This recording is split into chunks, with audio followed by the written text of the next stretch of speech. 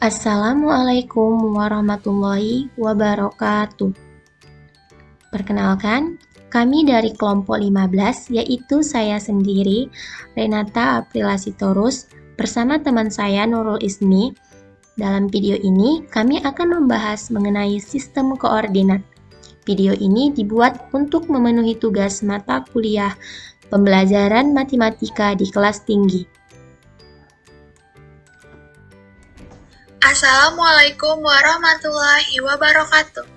Halo anak-anak, apa kabar? Semoga kalian semua dalam keadaan sehat ya. Baik, perkenalkan Ibu Nurul Ismi. Kali ini kita akan membahas sistem koordinat. Sebelumnya, Ibu mau tanya nih, apa sih itu sistem koordinat?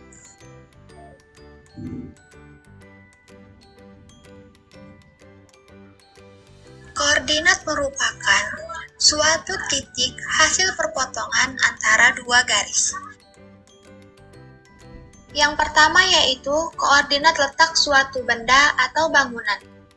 Letak suatu tempat pada denah dapat digambarkan dalam peta yang bersusun dalam baris dan kolom yang disebut sebagai bidang koordinat. Perhatikan contoh berikut. Di bawah ini terdapat sebuah peta yang di sana terdapat rumah sakit, rumah Yara, perpustakaan, sekolah, mal, bank, masjid, dan rumah JJ. Yang pertama, rumah Yara terdapat di koordinat D,4. Kemudian yang kedua, perpustakaan terletak di koordinat C,3. Dan yang terakhir yaitu rumah JJ terletak di koordinat F,2. 2. Sistem koordinat Kartesius. Dalam matematika, sistem koordinat ini dinamakan dengan koordinat Kartesius. Koordinat Kartesius digunakan untuk menentukan tiap titik dalam bidang dengan menggunakan dua bilangan yang biasa disebut dengan koordinat X atau apsis dan koordinat Y atau ordinat dari titik tersebut. Kartesius terbentuk oleh sebuah sumbu tegak atau vertikal dan sumbu mendatar atau horizontal yang saling berpotongan di titik 0. Sumbu horizontal disebut sumbu X, dan sumbu vertikal disebut sumbu Y, dan 0 adalah pusat koordinat.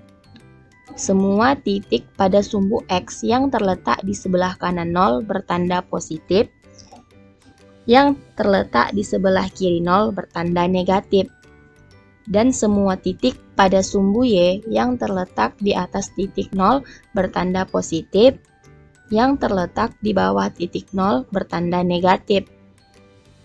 Sumbu X dan sumbu Y membagi bidang koordinat menjadi 4 wilayah yang disebut dengan kuadran, sehingga bidang koordinat terbagi menjadi 4 kuadran. Dalam penomoran kuadran, diurut menurut arah yang berlawanan dengan arah jarum jam, yaitu sebagai berikut. Kuadran 1 atau kuadran pertama dibatasi oleh sumbu X positif dan Y positif.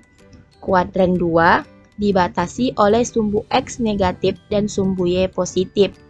Kuadran 3 dibatasi oleh sumbu X negatif dan sumbu Y negatif.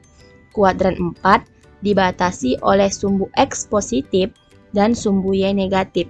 Agar lebih jelas mengenai sistem koordinat Kartesius, mari kita perhatikan contoh berikut ini.